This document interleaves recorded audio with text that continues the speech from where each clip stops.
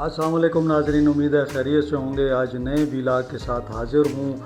आज का व्लॉग बात करेंगे खैबर पख्तूनख्वा हुकूमत और वफाक के दरमियान जो पहला तनाज़ा खड़ा हुआ है।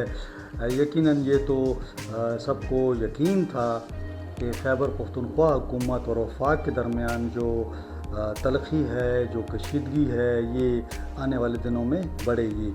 और नए वज़ीर आला सुहेल अफरीदी के आने के बाद ये इम्कान ज़ाहिर किया जा रहा था कि ये जो वफाक और सूबे के दरमियान माजराई है उसमें इजाफ़ा होगा।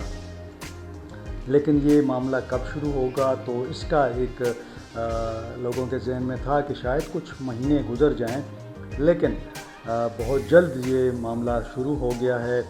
और पहला जो जिसे कहते हैं ना, पहला पत्थर फेंकना, तो वो पत्थर फेंक दिया गया है। जी बिल्कुल, आज हम बात करेंगे बुलेट प्रूफ गाड़ियों के हवाले से। क्या मामला है, कितनी पुरानी गाड़ी हैं, क्या वो चल सकती थी या नहीं चल सकती थी, क्या वज़ीर आला साहब ने अच्छा किया या बुरा किया, और क्या अगर ये गाड़ियाँ किसी के पास होती तो क्या फ़ायदा था, क्या नुकसान था। और यकीनन आजकल जो हालात हैं उसके अंदर पुलिस को इन गाड़ियों की ज़रूरत है। इस तमाम सूरत हाल पर बात करते हैं, और बात करने से पहले आपसे वही रिक्वेस्ट कि चैनल को लाइक करें, सब्सक्राइब करें, दोस्तों के साथ शेयर करें, और ये जो बेल आइकॉन है घंटी, इसको बजा दें। हाँ, इसको प्रेस कर लें ताकि आपको नया व्लॉग मिल सके। एक तो ये है कि खैबर पख्तूनख्वा में अगर आप देखें तो पिछले 7-8 दिन से वज़ीर आला साहब ने हल्फ तो ले लिया, लेकिन हुकूमत साजी के हवाले से खामोशी है। अभी तक जो मैं ये बात कर रहा हूँ सिर्फ़ सलाह मशवरे ही हो रहे हैं, और कहा जा रहा है कि जी इमरान खान साहब से मुलाकात करवाई जाए। अभी तक मुलाकात का कोई बंदोबस्त नहीं हुआ। अब ऐसी सूरत हाल में जो हुकूमत है वो भी नहीं बनी। जब तक हुकूमत नहीं बनेगी तो काम आगे नहीं चलेगा। एक जो कल मैंने देखा जो फ़ैसला किया गया कि साबिक़ वज़रा आला को सिक्योरिटी फ़राहम की जाए, ये फ़ैसला अली अमीन गंडापुर साहब ने कैबिनेट के ज़रिए इसको रिवर्स किया था कि कोई सिक्योरिटी किसको नहीं मिलेगी। अब ये पहला गलत फ़ैसला जो सुहेल अफरीदी ने किया है कि उन्होंने बग़ैर किसी कैबिनेट के ये फ़ैसला कर दिया कि सिक्योरिटी वापस दी जाएगी। मेरे ख़्याल में कि ये कानूनी तौर पर दुरुस्त फ़ैसला नहीं है। अब जाते हैं जनाब बुलेट प्रूफ गाड़ियों की जानिब। तो मोहसिन नकवी साहब ने ये बुलेट प्रूफ गाड़ियाँ उनके पास थीं हैं, तो इसको आप यूँ समझ लें कि ये अमरीकी जो एजेंसियाँ हैं या मुख्तलिफ़ इदारे हैं यहाँ पे पाकिस्तान के अंदर, वो पाकिस्तानी इदारों को ये गाड़ियाँ देते हैं ताकि वो अपने जो प्रोजेक्ट होता है उसको कंप्लीट करें। तो ये बताया जा रहा है कि ये 3 गाड़ियाँ हैं, और ये तकरीबन इनका मॉडल जो है वो 15 साल शायद पुराना है, 12 से 15 साल बताया जा रहा है। अब इस्तेमाल कितनी हुई हैं वो इतनी ज़ाहिर है, ये गाड़ियाँ इस्तेमाल तो होती हैं, और ये हमारे सिक्योरिटी के इदारे या हमारे जो दीगर लोग हैं वो इसको इस्तेमाल करते हैं। अब ये जो गाड़ियाँ हैं इसकी कीमत के बारे में बताया जाता है कि तकरीबन 10 करोड़ रुपए इसकी कीमत है एक गाड़ी की।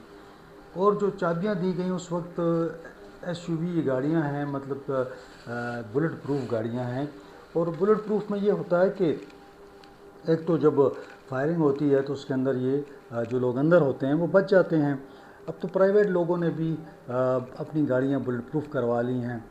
आप आम सी जो हैवल ले लें और उसको आप कुछ पैसे दे के आप उसको बुलेट प्रूफ करा लें, यानी उसके शीशे चेंज हो जाते हैं, और जो उसकी बॉडी है उसके अंदर बुलेट प्रूफ जो है वो एक वो लगा दी जाती है, जिसे कहते हैं आप जस्ट सी, ताकि वो गोली आर पार ना जा सके। तो ये बुलेट प्रूफ होती है। बाज़ औक़ात नीचे भी इसी तरह एक फ्रेम लगा दिया जाता है ताकि गोली जो है, या अगर नीचे से भी अगर कोई बारूदी मवाद हो छोटा मोटा तो वो उसको कवर कर सके।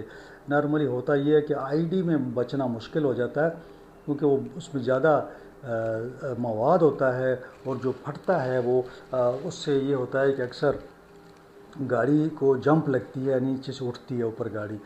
تو ہم نے دیکھا ہے کہ یہ جو پولیس کے پاس آرمڈ کاریں ہیں اس میں بھی ایک دفعہ ایسے ہی ہوا کہ نیچے آئی ڈی رکھی گئی تھی، تو وہ جب زمین سے اٹھی تو جو لوگ اندر بیٹھے تھے ان کا سر جا کے اوپر لگا، جس سے ان کا سر پھٹ گیا اور دماغ بھی باہر نکل آیا۔ تو وہ ایک ریئر کیسز میں آئی ڈی میں ہوتا ہے۔ اب آتے ہیں جناب ان بلیٹ پروف گاڑیوں پر، تو بات یہ ہے کہ اگر یہ 3 گاڑیاں تھیں، میں سمجھتا ہوں کہ ٹھیک ہے پرانی تھیں، لیکن اس وقت آپ یقین کریں کہ خیبر پختونخوا کے اندر جتنے تھانے ہیں، ہر تھانے کو اس کی ضرورت ہے۔ اس کی وجہ یہ ہے کہ اگر آپ شام کے بعد دیکھ لیں، پشاور سمیت پورے صوبے میں آپ دیکھ لیں، جہاں جہاں امن و امان کی حالات ایسے ہیں، خراب ہیں، وہاں پہ پولیس رات کے وقت نہیں نکلتی باہر، یعنی تھانوں میں محصور ہو جاتی ہے۔ اگر یہ آپ 3 ایس ایچ اوز کو یا ڈی ایس پیز کو دے دیتے کہ چلو آپ اگر پشاور میں بھی ہیں تو آپ گشت کر لیا کریں رات کے وقت میں، تو میرے خیال میں کہ یہ کوئی نقصان کی چیز نہیں تھی۔ ٹھیک ہے پرانی ہے تو کیا ہوا، اگر آپ پشاور میں آپ باہر نکلیں آپ کو ہر گاڑی پرانی نظر آتی ہے، یہاں پہ کون سی کوئی نئی گاڑیاں ہیں ساری، پھر یہ بات یہ اس پہ بھی نہیں ختم ہوتی۔ دیکھیں پولیس کے جتنے بھی جوان ہیں، افسر ہیں، وہ شہادتیں ان کی ہو رہی ہیں، اس میں ایک اہم وجہ جو ہوتی ہے وہ یہ کہ جب یہ لوگ ان کے پاس کوئی واقعہ آتا ہے اور یہ نکلتے ہیں اس جگہ پہ جانے کے لیے تو ان پر حملہ ہو جاتا ہے۔ تو ایسے میں ٹھیک ہے اگر آپ کسی بھی جوان کو ایک تھانے کے جو ہیں لوگ، ایس ایچ او ہو، ڈی ایس پی ہو، ایس پی ہو، اس کو اگر آپ دے دیں تو کم از کم چلو کچھ جوانوں کی جانیں بچ جائیں گی۔ اب ایسے حالات میں اگر آنے والے دنوں میں کوئی ایسا واقعہ ہوتا ہے جس میں ہمارے جوان جن پر ایمبوش ہوتا ہے اور وہ عام گاڑی میں نکلتے ہیں، تو آپ کو پتہ ہے یہ جو پشاور کے اندر موبائل گاڑیاں ہیں تو یہ بھی کوئی 10 15 سال پرانی گاڑیاں ہیں، اور وہ 20 سال پرانی بھی گاڑی ہے جن کو اکثر دھکے بھی لگاتے رہتے ہیں۔ یعنی پولیس کے پاس فوج کی طرح سسٹم نہیں ہے۔ یہاں پہ تھانے کو ایک گاڑی مل جاتی ہے تو وہ پتہ نہیں کتنے سال وہ چلاتے ہیں، اس کو دھکے لگا لگا کے اس کو کرتے ہیں۔ تو کہنے کا مقصد یہ ہے کہ اگر آپ کے پاس ایک چیز نہیں ہے اور یہ ایک چیز آپ کو مل رہی ہے، اس کی قیمت میں نے بتایا نا 10 کروڑ کے لگ بھگ ہے، آپ کچھ لوگوں کو تو دے سکتے تھے، کم از کم 2 4 تھانوں کو آپ دے دیتے کہ یار یہ لوگ آپ چلو استعمال کر رہے ہیں۔ ابھی صرف آئی جی کے پاس بلیٹ پروف گاڑی تھی خیبر پختونخوا میں۔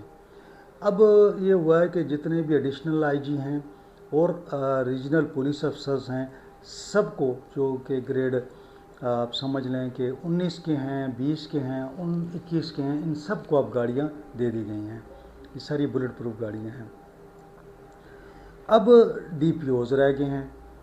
اب ڈی پی اوز اس طرح ہیں جتنے ضلع ہیں آپ کے پاس 36 ہیں کہ 34 ضلع ہیں، ان کے ڈی پی اوز ہیں، ان سب کے پاس ہونی چاہیے کیونکہ وہ بھی ٹریولنگ کرتے ہیں، کسی جگہ جانا آنا ہوتا ہے۔ پھر آپ مجھے بتائیں کہ پورے صوبے میں کوئی 800 تھانے ہوں گے، تو 800 بلیٹ پروف گاڑیاں کیسے آئیں گی؟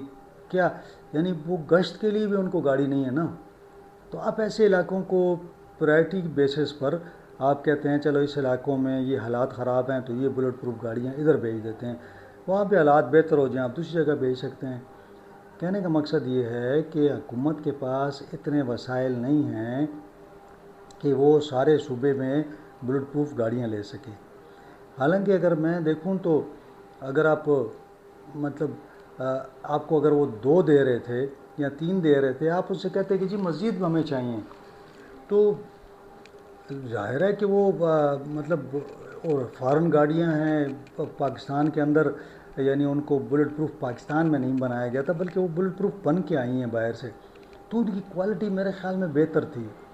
لیکن ابھی میں طلال چودھری صاحب کو دیکھ رہا تھا، وہ کوئی پریس کانفرنس کر رہے تھے تو انہوں نے کہا کہ جناب یہ تو سہیل بزدار صاحب آ گئے ہیں جو معذرائی چاہتے ہیں، جو کشیدگی چاہتے ہیں، جو مرکز کے ساتھ نہیں چلنا چاہتے۔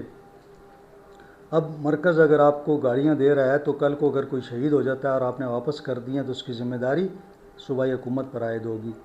اور سہیل آفریدی صاحب کو میرے خیال میں جذباتی نہیں ہونا چاہیے تھا، آپ گاڑیاں لے لیتے اور آپ انہیں ٹھیک ہے کوئی افسر استعمال نہ کرے، لیکن آپ ایسی جگہوں پہ، جیسے مثال کے طور پر میں آپ کو کہتا ہوں درابند ہے، آپ کا کلاچی ہے ڈیرہ اسماعیل خان میں، وہاں کے جو ایس ایچ اوز ہیں ان کو ضرورت ہے۔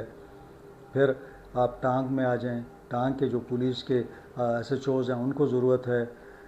لکی مروت میں دیکھ لیں، بنو میں دیکھ لیں، تو بھئی ان کو دے دیتے گاڑیاں، مطلب ان کے لیے تو یہ سونا ہے نا گاڑی، ان کے پاس جو، ان کو تو گاڑیاں آپ نے دی نہیں ہوئیں، جو گاڑیاں ان کے پاس ہیں۔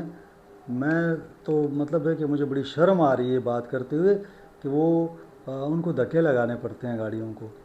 اب ایسی حالت میں آپ کے پاس گاڑیاں نہیں ہیں، تو اگر آپ کو گاڑیاں مل رہی ہیں، آپ کہتے محسن نقوی صاحب کو کہ جی یہ 3 تو ہم لے لیتے ہیں، لیکن مہربانی کریں کوئی نئی گاڑیاں ہمیں کوئی 20 25 30 دے دیں، اچھی گاڑیاں ہوں، تاکہ ہمارے افسروں نے نہیں استعمال کرنی، چلیں نیچے کا سٹاف استعمال کر لے گا۔